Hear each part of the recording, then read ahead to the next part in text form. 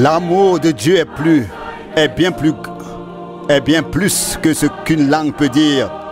Il s'étend jusqu'à l'étoile et atteint la voie la plus profonde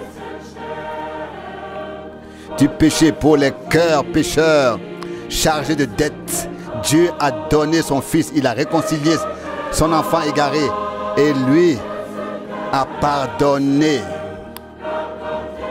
son péché.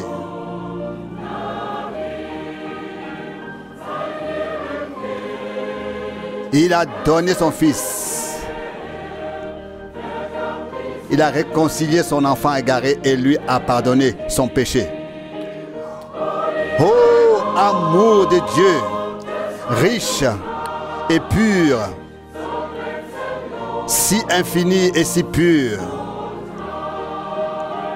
pour l'éternité. Cet amour sera le cantique des saints.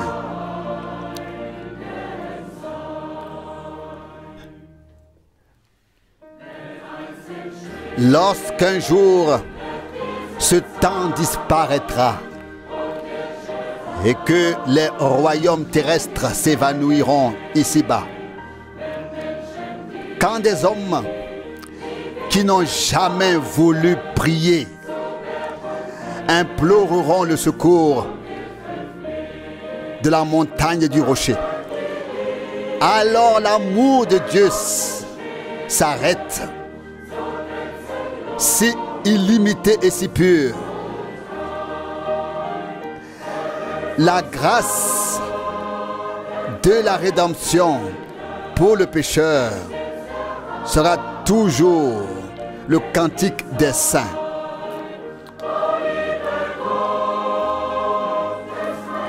Ô amour de Dieu riche et pur, si infini et si pur, pour l'éternité, cet amour sera le cantique des saints.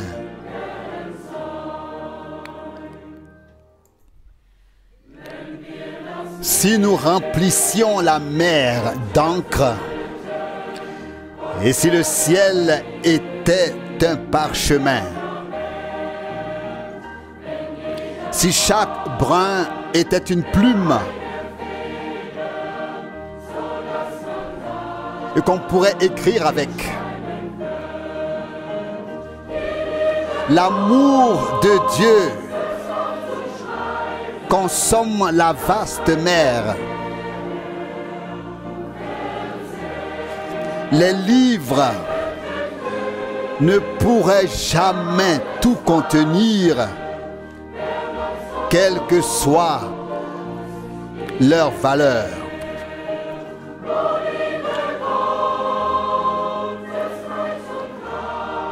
Ô amour de Dieu riche et pur, si infini et si pur, pour l'éternité, cet amour sera le cantique des saints. Ô amour de Dieu, riche et pur, si infini et si pur, pour l'éternité, cet amour sera le cantique des saints.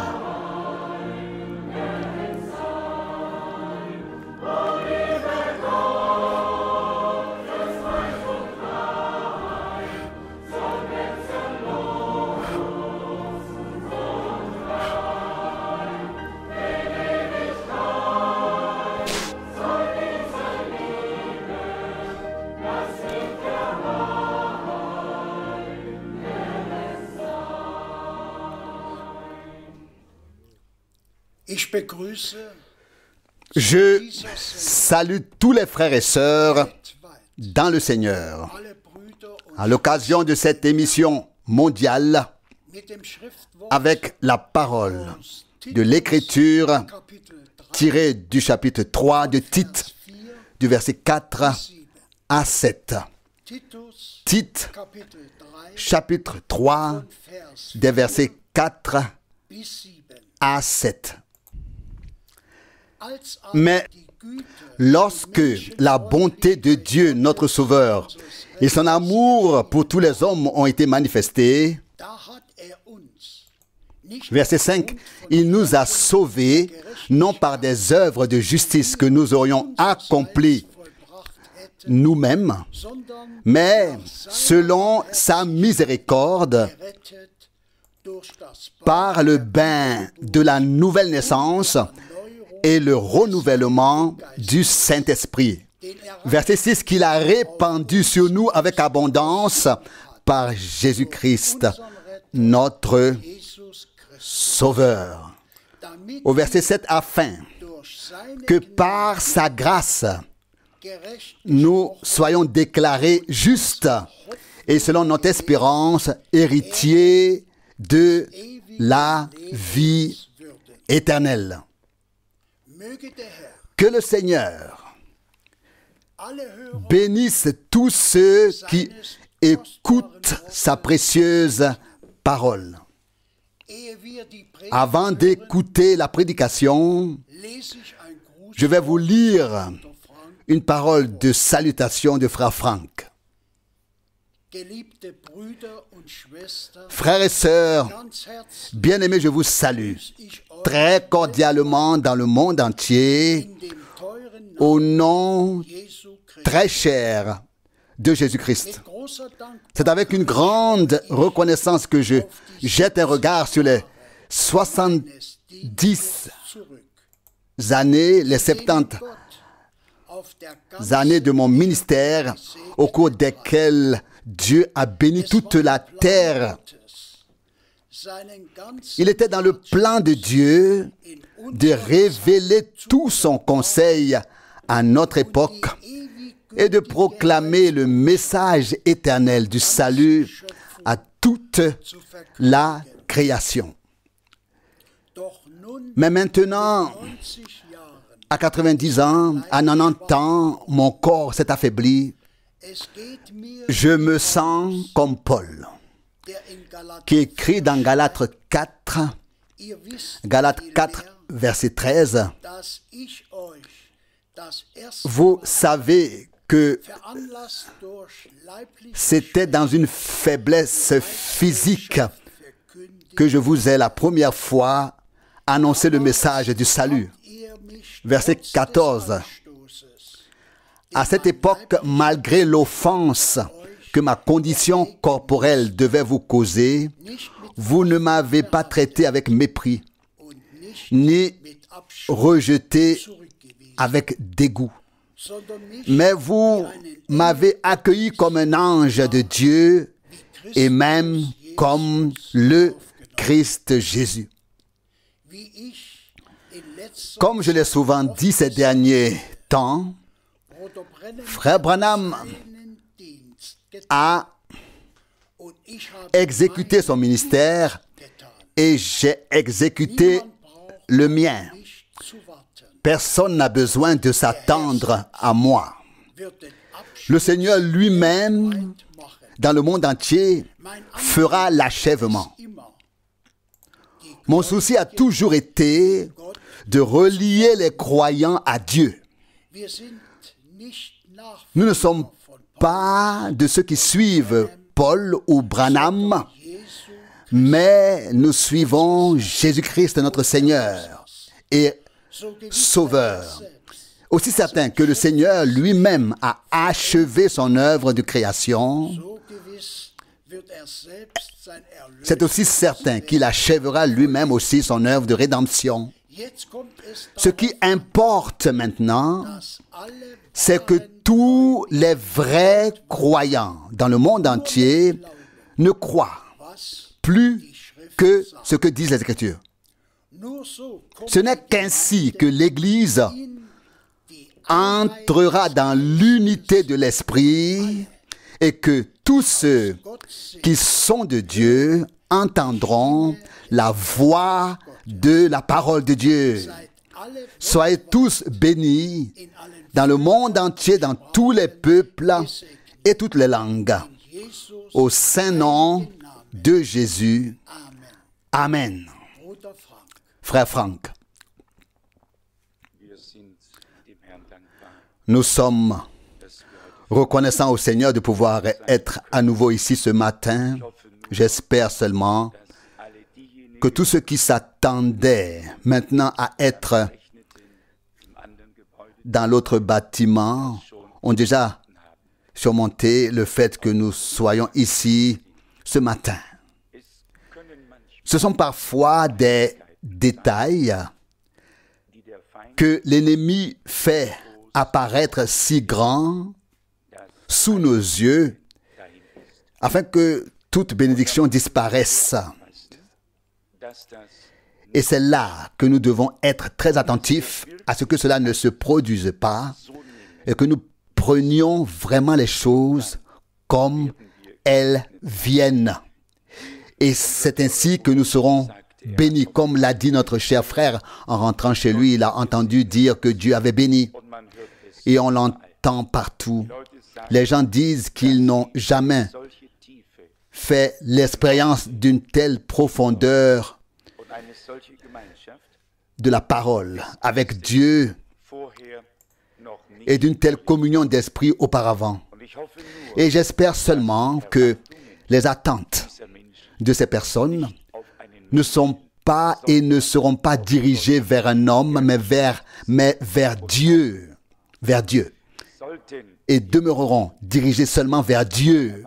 Si les gens devaient maintenant diriger leurs attentes vers les hommes, cela ne se passerait certainement pas bien. Mais si nous fixons ensemble nos attentes seulement sur celui qui nous a fait toutes les promesses et nous a donné l'assurance qu'il est fidèle pour accomplir tout ce qu'il a promis, alors nous verrons de nos propres yeux que Dieu est fidèle. J'attends pour moi ce qui fait partie du ministère de la proclamation de la parole de Dieu. Et en disant cela, je ne vais pas trop loin.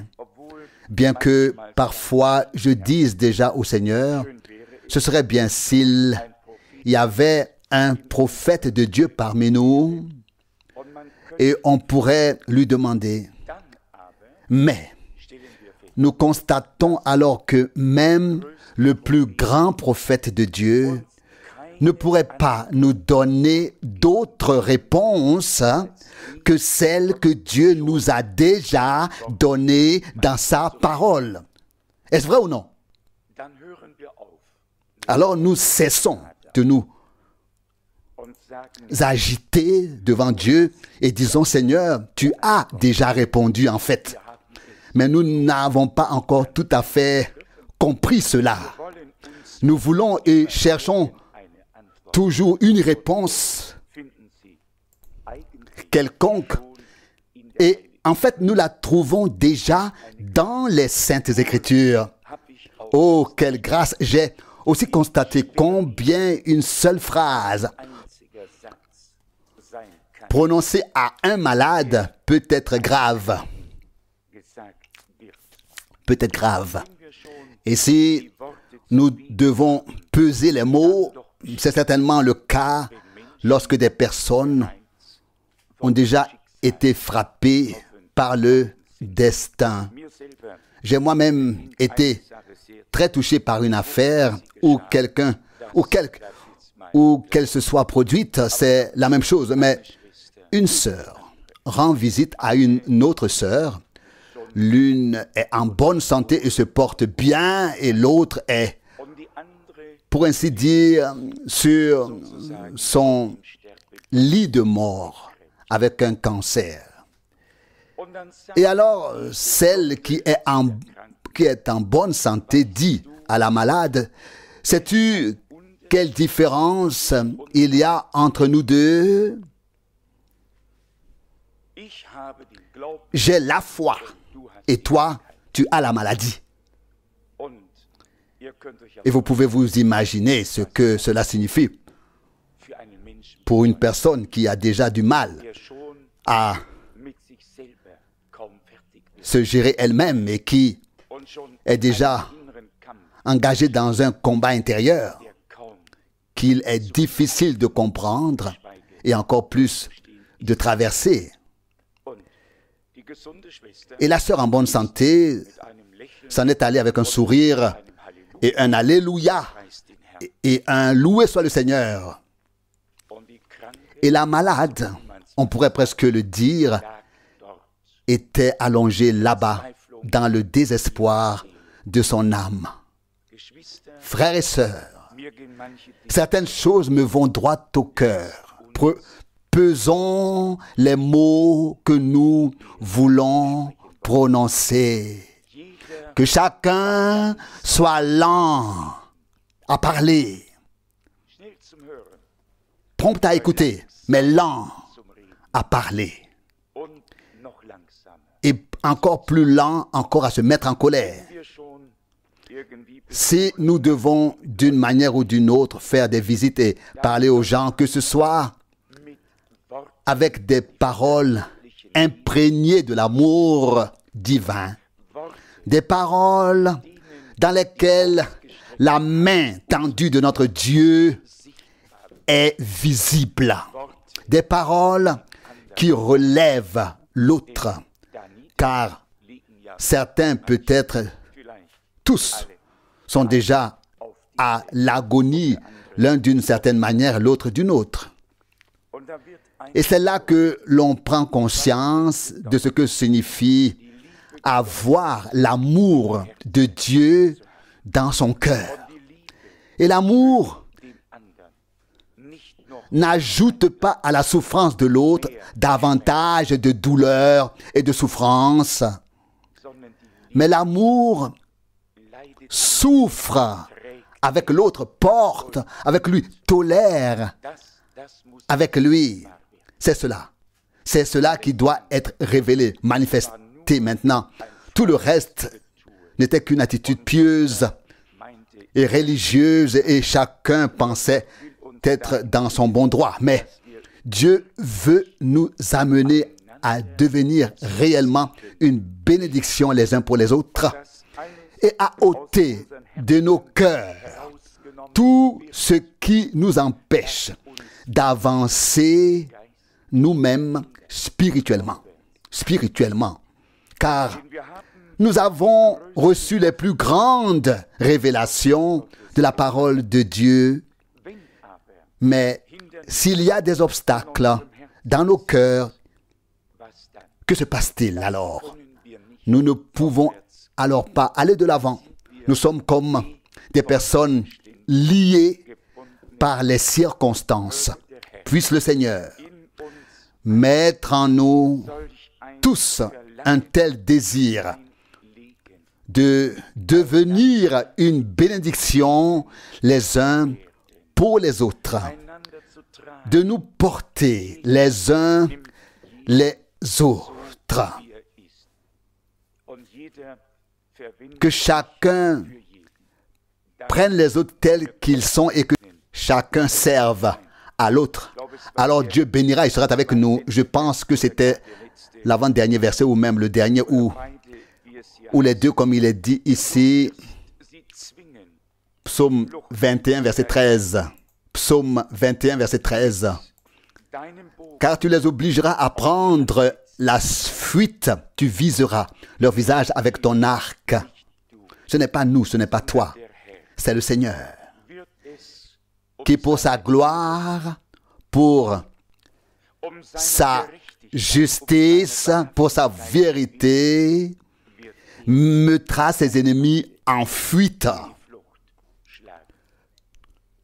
Le psalmiste dit ailleurs, Psaume 68, verset 2, « Lève-toi, Seigneur, et tes ennemis seront anéantis. » Il les disperse et ils doivent prendre la fuite.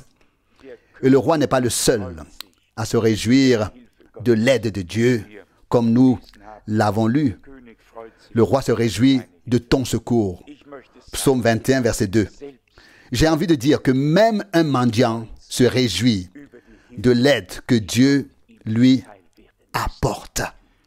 L'homme était roi et il s'est impliqué lui-même dans cette affaire et ainsi tout le monde, le mendiant, l'allemand et toutes les nationalités que nous pouvons être, tout le monde qui a fait l'expérience de l'aide de Dieu peut s'y intégrer et peut dire, Seigneur, j'ai reçu ton aide par grâce. Par grâce. Le dernier verset dit, en effet, psaume 21, verset 14. Lève-toi, Seigneur, dans ta force. Nous voulons chanter et célébrer ta puissance. Son nom est merveilleux, conseiller, puissance, Dieu héros, Père éternel. Ésaïe 9, verset 5. Et nous avons le droit de nous attendre à ce que Dieu accomplisse des actes qui dépassent notre attente, car c'est ce que disent les Saintes Écritures. Je crois que c'est dans le prophète Ésaïe, au chapitre 64, où l'homme de Dieu crie du fond de son cœur, « Ô Dieu !» Ésaïe 63, verset 19, la deuxième partie du verset 19. « Oh, si tu déchirais les cieux et si tu descendais, les montagnes s'ébranleraient devant toi. » Je veux dire que nous avons certainement lu cela assez souvent. Quel passage biblique n'avions-nous pas encore lu ici? On pourrait certainement se le demander. Ésaïe 63, la deuxième partie du verset 19. « Oh, si tu déchirais les cieux et si tu descendais, les montagnes s'ébranleraient devant toi. » Ésaïe 64, verset 1. « Comme le feu embrase les broussailles et le feu fait bouillir les eaux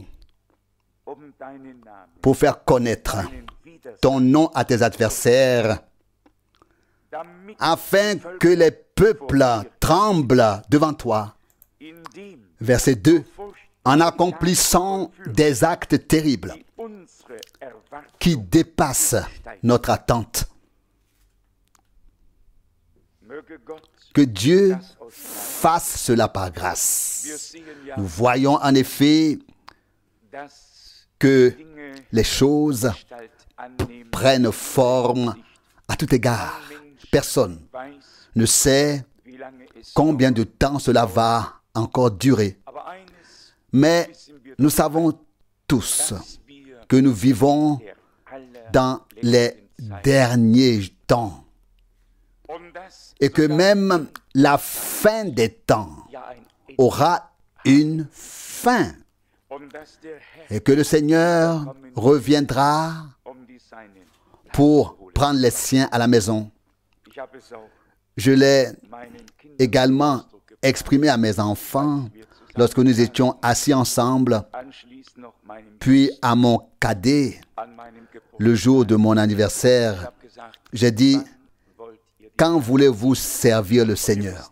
Et vous savez, ce que je ressens à ce sujet, je veux dire, si les gens ne servent pas le Seigneur pendant qu'ils sont ici sur terre, que feront-ils auprès de lui dans la gloire?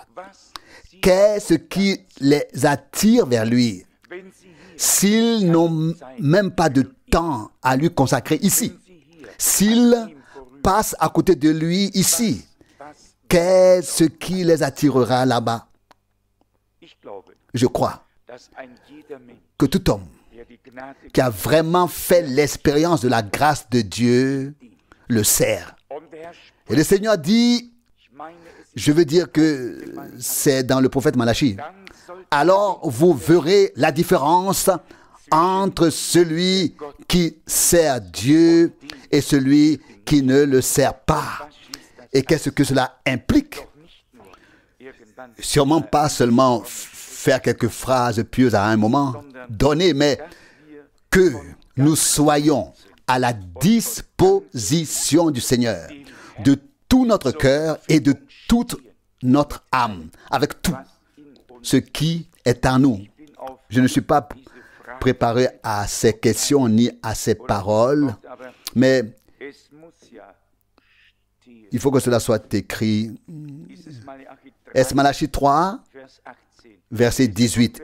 Je lis du verset 16. Malachie 3 du verset 16. Alors ceux qui craignent le Seigneur se parlèrent l'un à l'autre. Le Seigneur fut attentif et il écouta. Et un livre de souvenirs fut écrit devant lui pour tous ceux qui craignent le Seigneur et qui ont un grand respect pour son nom. Verset 17, ils seront pour moi, a dit le Seigneur, des armées, une propriété particulière, le jour où je l'accomplirai et je les traiterai avec douceur, comme un homme traite avec douceur son fils qui le sert. Qui le sert. Verset 18, alors vous verrez de nouveau la différence entre le juste et l'homme sans Dieu, entre celui qui sert Dieu et celui qui ne le sert pas. Et cette parole se trouve juste avant la dernière annonce. Si vous continuez à lire, vous passerez déjà au thème du jour du Seigneur, car sachez-le bien, le jour du Seigneur vient. Dieu fera une différence entre celui qui le sert et celui qui ne le sert pas. Entre celui qui a du respect pour sa parole, comme nous l'avons lu ici. Et dans ce contexte, la pensée exprimée ici est également importante. Et ce dans la dernière partie du verset 17. Il est dit ici, comme un père traite avec ménagement son fils qui le sert.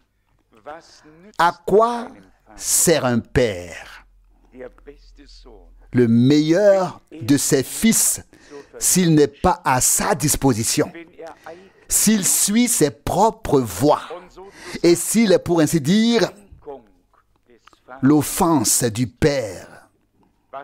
À quoi servent à Dieu des milliers de fils et de filles s'ils ne sont pas à sa disposition, s'ils ne le servent pas de tout leur cœur, s'ils n'ont pas de respect pour ses paroles, s'ils l'honorent des lèvres et de la bouche et que leur cœur est loin de lui?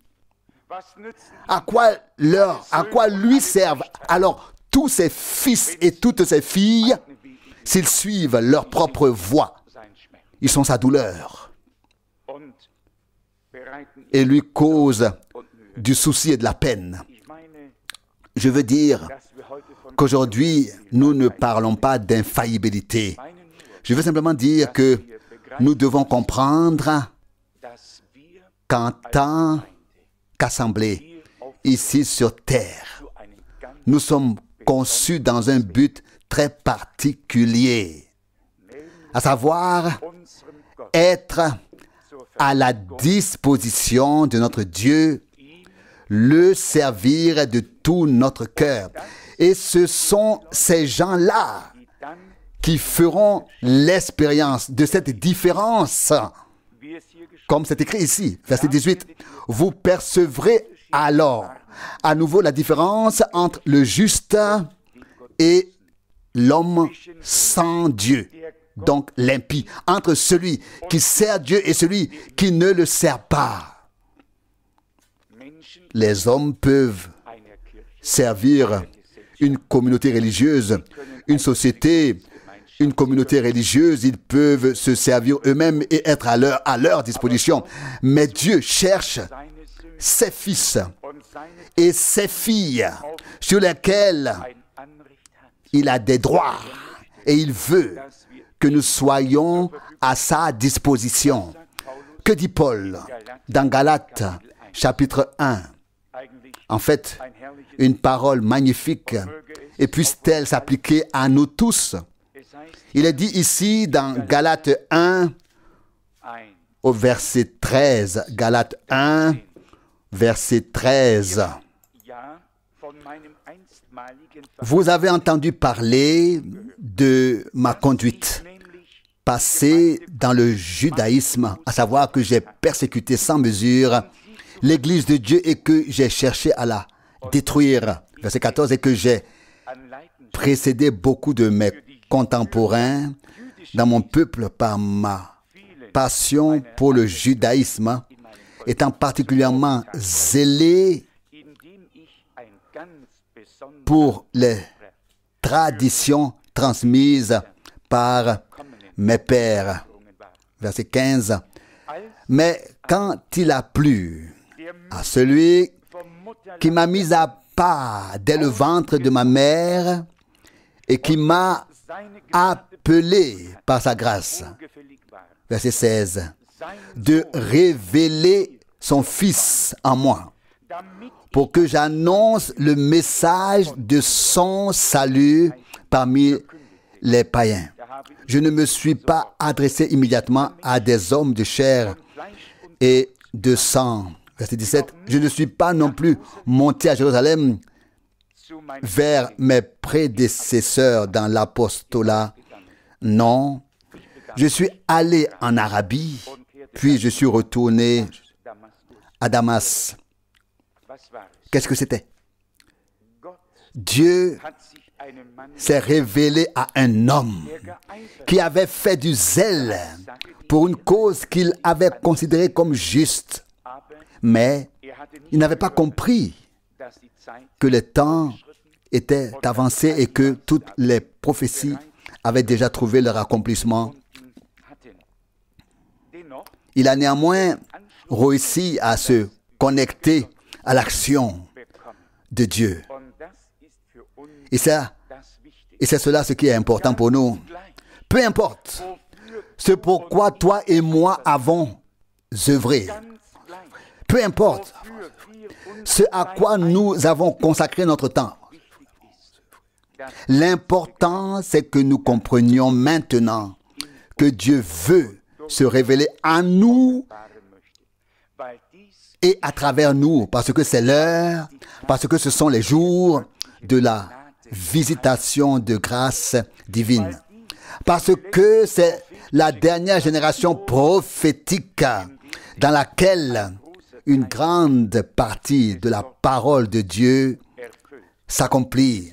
Il est dit à un endroit, celui qui m'a considéré comme fidèle. 1 Timothée 1, 12. Il y avait encore une parole que je voulais lire, mais elle n'est pas toujours à ma disposition comme cela a déjà été le cas auparavant. Lisons encore l'évangile de Jean au chapitre 14. Retenons les pensées du prophète Malachie et la parole de Galates, selon laquelle nous sommes là pour être à la disposition de Dieu. Et quand ce jour-là, la différence sera faite entre ceux qui auront servi Dieu et ceux qui ne l'auront pas servi. Non pas ceux qui étaient pieux, non pas ceux qui assistaient au service divin, non pas ceux qui luttaient doctrinalement d'une manière ou d'une autre pour un point quelconque, mais ceux qui servaient Dieu de tout leur cœur, qui lui appartenaient avec tout ce qui était en eux, leur temps, leur talent, tout ce qui était là appartenait à Dieu. Tout avait été mis à sa disposition. Telle serait la différence en ce jour-là. Et dans Jean 14, verset 12, la parole que frère Branham a très souvent lue, il est écrit ici, Jean 14, verset 12. En vérité, je vous le dis, celui qui croit en moi fera aussi les œuvres que je fais. Et même, il en fera de plus grandes que celle-ci. Verset 13, car je vais au Père Et tout ce que vous demanderez en mon nom, je le ferai. Afin, tout ce que vous demanderez en mon nom, je le ferai, afin que le Père soit glorifié dans le Fils. Maintenant, le verset 15. Si vous m'aimez, vous garderez mes commandements. Verset 16. Et je prierai le Père, et il vous donnera un autre soutien, afin qu'il soit avec vous pour l'éternité. Verset 17. L'Esprit de vérité, que le monde ne peut pas recevoir, parce qu'il ne le voit pas et ne le connaît pas. Mais vous, vous le connaissez, parce qu'il demeure avec vous et sera en vous. N'est-ce pas là une parole merveilleuse? L'Esprit Saint a été décrit de bien des manières, comme le consolateur, l'aide, l'assistance. Il est devenu pour nous tout, en tous. Et si nous reconnaissons que cet esprit de vérité nous conduit dans toute la vérité et que le monde ne peut pas le recevoir, il ne le voit pas, il n'en a pas besoin. Seul celui qui est de la vérité peut recevoir l'esprit de vérité. Et le Seigneur dit, ma parole est la vérité. Jean 17, 17. Et ici, nous faisons clairement la distinction entre une onction de l'esprit que beaucoup ont, que des millions ont dans cette génération, et entre la réception réelle du Saint-Esprit dans ton âme et dans la mienne, et cela en relation avec la semence de la parole de Dieu. Le Saint-Esprit doit avoir un point d'appui, et cela dans ton âme et dans la mienne. Il doit avoir un point d'attache. Et si la parole inspirée par l'Esprit n'est pas dans l'âme, où doit être le point d'ancrage, il n'y a pas. Il n'y a pas de point d'ancrage à ce moment-là. C'est une onction, les gens se réjouissent, puis ils vont de leur côté dans leur propre chemin. Mais Dieu a des hommes sur la terre, un peuple qu'il a destiné à le connaître, à recevoir sa parole et à être ensuite conduit réellement par le Saint-Esprit, par l'Esprit dans toute la vérité. Le verset 18 dit ceci, le verset 18, « Je ne vous laisserai pas orphelins. Je viens à vous. » Verset 19, « Encore un peu de temps, et le monde ne me verra plus, mais vous me voyez.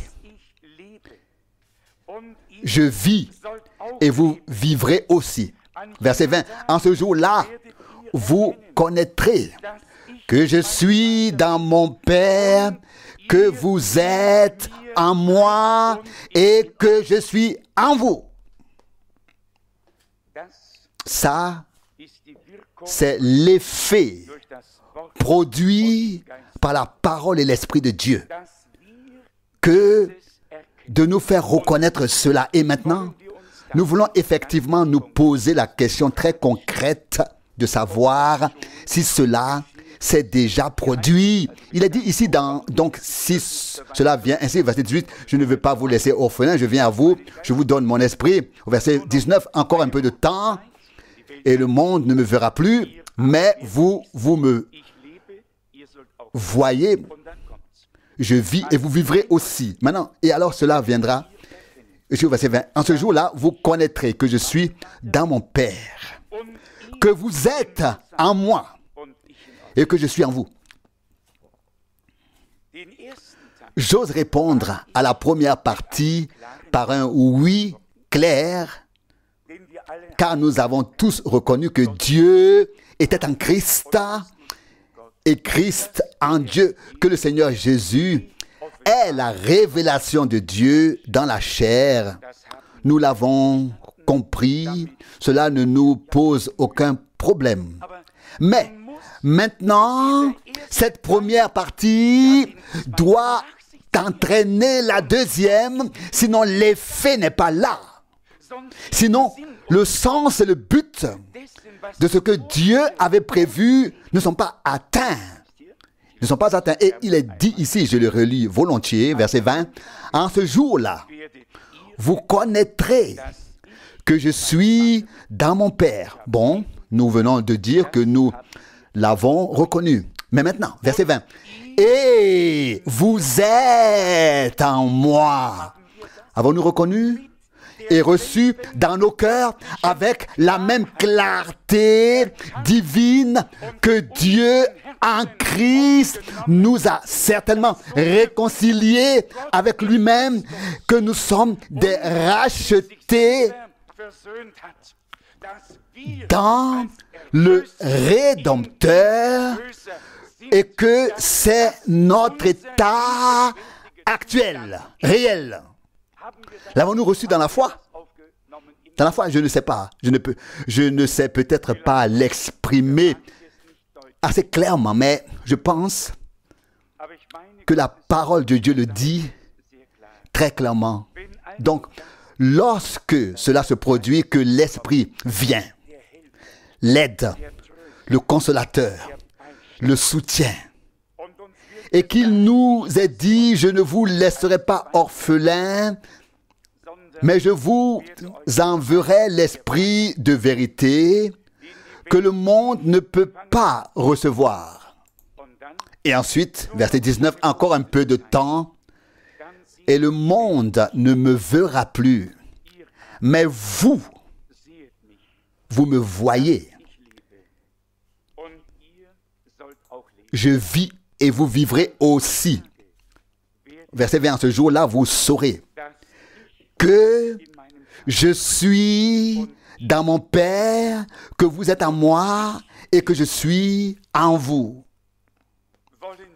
Demandons donc ardemment au Seigneur que tout ce verset soit inscrit profondément dans notre cœur comme une révélation divine. Que non seulement la première partie, mais soit accompli, mais aussi ce qui suit. Et vous êtes en moi et je suis en vous. Comme frère Branham a magnifiquement exposé cela de la manière la plus simple, qui parfois, et non seulement parfois, serait certainement choquante pour des personnes hautement instruites. Mais quelles grandes vérités ont été exprimées. Il dit simplement, en se référant à Abraham et à Lévi, qu'il était encore dans les reins d'Abraham quand il y aurait encore 4 générations avant ou après. Et c'est là que frère Branham explique, de même que nous étions déjà dans notre arrière-grand-père, et qu'ensuite nous étions dans notre Père, mais qu'il ne pouvait pas encore avoir de communion, avec nous, jusqu'à ce que nous soyons sortis pour vivre. Soudain, notre Père, dans lequel nous étions, a pu être en communion avec nous parce que nous avons été engendrés, nés dans cette vie. Ainsi, nous a-t-on exposé. Nous étions en Dieu, dans l'éternité déjà, Et nous ne sommes rien d'autre que des fils et des filles de Dieu qui ont été engendrés et sont nés par l'Esprit dans la vie divine.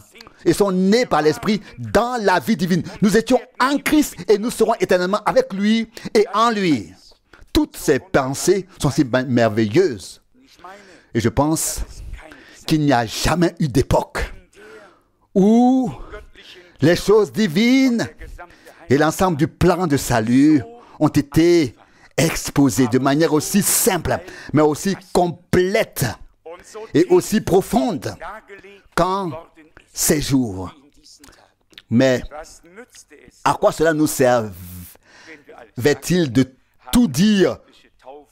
Nous avons connu le baptême biblique, nous avons compris la divinité, si nous ne comprenions pas que nous sommes en Christ et qu'il est en nous.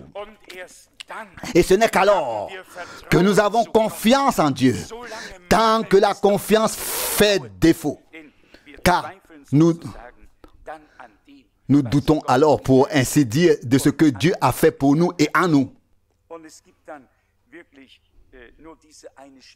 Et il n'y a alors vraiment qu'un seul péché grave, et c'est le péché d'incrédulité. Que dit le Seigneur dans l'évangile de Jean? Si vous ne croyez pas que c'est moi, que je le suis, vous mourrez dans votre péché. Jean 8, 24. Et qu'écrit Jean dans son épître, celui qui ne croit pas Dieu le fait menteur. 1 Jean 5, 10. Personne ne dira à Dieu, tu n'as pas dit la vérité. Aucun homme ne le fera. Mais il y a cette phrase énorme. Celui qui ne croit pas Dieu le fait menteur. Si je ne crois pas ce que tu me dis, qu'est-ce que je fais alors? Alors, j'ai remis en question ce que tu m'as dit. Et je t'ai, pour ainsi dire, fait passer pour un non crédible, un menteur. Celui qui ne croit pas Dieu fait de lui un menteur. Et maintenant, je vous le demande, comment allons-nous nous en sortir si par notre incrédulité, nous faisons du Dieu éternellement vrai, un menteur? Comment alors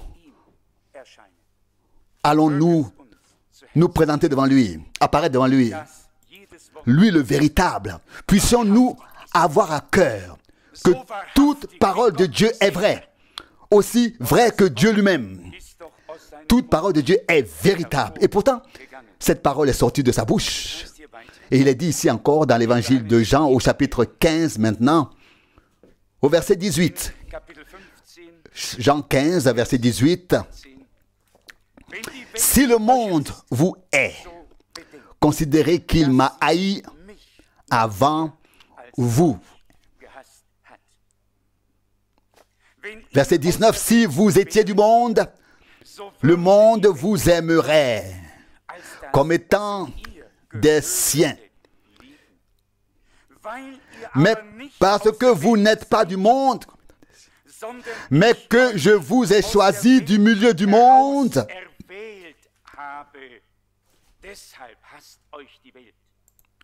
voilà pourquoi le monde vous hait. Verset 20. Souvenez-vous de la parole que je vous ai dite. Un serviteur n'est pas au-dessus n'est pas plus haut que son maître. S'ils m'ont persécuté, ils vous persécuteront. Aussi, s'ils ont obéi à ma parole, ils obéiront aussi à la vôtre. Cela aussi, je dois le croire. Si je ne le crois pas, je fais mentir celui qui l'a prononcé. Et c'est là, mon Seigneur et mon Dieu. Il dit, s'ils ont obéi à ma parole, ils obéiront aussi à la vôtre. Il s'agit ici d'un envoi divin, d'un mandat divin pour apporter aux hommes la parole révélée par Dieu. Et celui qui est de Dieu écoute ceux qui sont envoyés par Dieu. Et celui qui est envoyé par Dieu prononce les paroles de Dieu. Car elles sont une révélation vivante dans son cœur. Et il est devenu une partie intégrante de ce projet divin. Et je veux dire que c'est là que Dieu veut nous amener tous. Non pas que nous nous fassions des idées, des pensées sur ce qui doit arriver ou que nous fassions telle ou telle chose. Nous ne faisons d'abord que cela et rien d'autre. Que nous croyions en Dieu, ce qu'il a dit, que nous prenions au sérieux les paroles qu'il nous adresse et que nous reconnaissions et disions notre état de foi personnelle conformément à la parole de Dieu. Seigneur, je l'accepte avec foi. Aussi sûrement que tu étais ô Dieu en Christ. Christ est maintenant en moi car c'est ce que dit ta parole.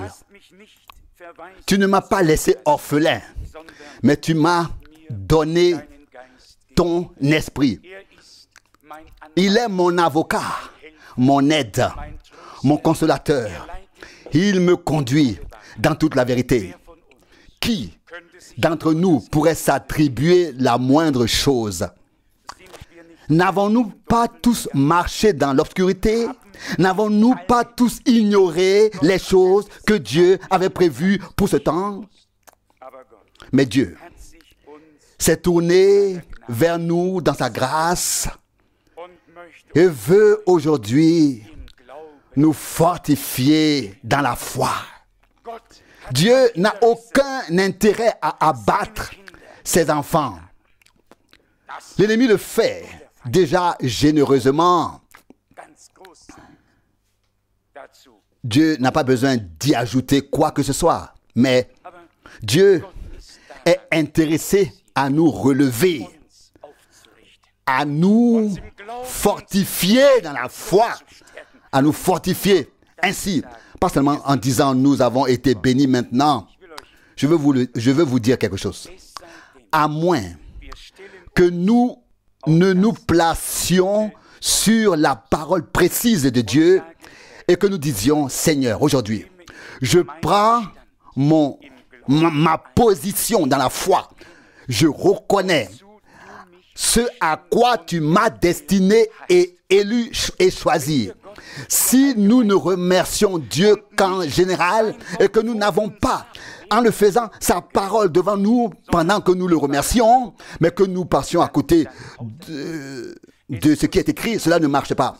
Il faut vraiment que nous prenions toujours la parole comme base et que nous nous placions dessus en disant, Seigneur, Dieu fidèle, tu as fait tout cela pour moi. Tu m'as racheté. Tu as versé ton sang pour moi. Tu m'as appelé de mon nom. Je suis à toi. Nous devons nommer ces choses de manière très personnelle, les prononcer de notre bouche, en nous référant consciemment aux Écritures, car c'est de la parole que vient la prédication et de la prédication que vient la foi. Et la prédication nous ramène par la foi à la parole dont elle est issue. Et alors nous avons le lien avec Dieu et nous ne pouvons que lui dire ou le remercier pour ce qu'il a déjà fait. Seigneur, tu sauves le roi. C'est ce que David a dit. Aujourd'hui, nous pouvons nous exclamer, Seigneur, tu m'aides. Et celui qui, dans la foi, peut oser le dire, peut le faire en disant, Seigneur, tu m'as aidé, tu m'as racheté, tu as fait de moi ton enfant, tu m'as réconcilié, tu m'as donné la vie éternelle, tu m'as destiné à te servir. Avec l'aide de Dieu, nous devons vraiment dire cela avec conviction, le prononcer dans la foi. En raison de la parole, je pense que cela ne nous sera pas difficile aujourd'hui. Nous l'avons vu avec Paul. Il a fait preuve d'un zèle tout à fait puissant. Et ce, alors qu'il ignorait encore la situation des choses qui se passaient autrefois.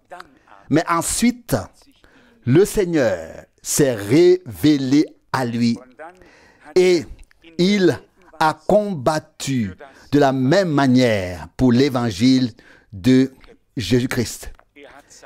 Il a mis sa vie en jeu. Et si l'on lit, je crois, 2 Corinthiens 11, avec tous les événements, le fait qu'il ait été battu et même flagellé et ainsi de suite, et tout ce qu'il a enduré. Mais une chose était certaine. Il portait la noble semence de la parole de Dieu. Et il le dit d'ailleurs dans un passage de l'Épître aux Corinthiens, même si notre homme terrestre est usé, l'homme intérieur s'accroît de jour en jour et se fortifie sans cesse. 2 Corinthiens 4, 16. Frères et sœurs, nous aussi, fortifions-nous les uns les autres dans la foi. Encourageons-nous les uns les autres et faisons-le de toute notre conviction, de tout notre cœur. Et si nous remarquons qu'une parole de réconfort est nécessaire quelque part, oh, que nous ne nous contentions pas de l'exprimer de nos lèvres, mais qu'elle puisse jaillir des profondeurs de notre âme. C'est ainsi que le Seigneur veut nous rassembler tous. Dieu en Christ, Christ dans l'Église. Et nous, son peuple en lui, en sécurité pour le temps et pour l'éternité. Je ne vous laisserai pas sans défense. Je ne vous laisserai pas orphelin. Je reviendrai vers vous. Il est un vrai Père. Il est mort, mais il est ressuscité. Vous connaissez l'histoire et c'est ainsi que je voudrais conclure. Comme cette femme l'a dit à frère Branham, oui, toi aussi, tu prêches Jésus-Christ et pourtant, il est mort. Et il répondit, c'est vrai, mais il est ressuscité le 3e jour. Et je ne sers pas un Seigneur mort, mais le Seigneur vivant, qui est ressuscité, qui a vaincu la mort et l'enfer, qui nous a rachetés, qui nous a fait grâce, qui nous a attirés à lui, par pure miséricorde et par amour. Ô amour de Dieu, si plein et si libre, depuis toujours et toujours nouveau, puissions nous être submergés, remplis par cet amour divin. Et je vous le dis librement, un homme qui ne vient dans une assemblée ou ne se classe religieusement que par un enseignement quelconque, un tel homme finira par rentrer bredouille avec son enseignement. Dieu veut nous submerger de son amour. Dieu a tant aimé le monde qu'il a donné son Fils engendré par lui, afin que quiconque croit en lui ne périsse point, mais qu'il ait la vie éternelle. Jean 3, 16. L'amour de Dieu est au-dessus de tout.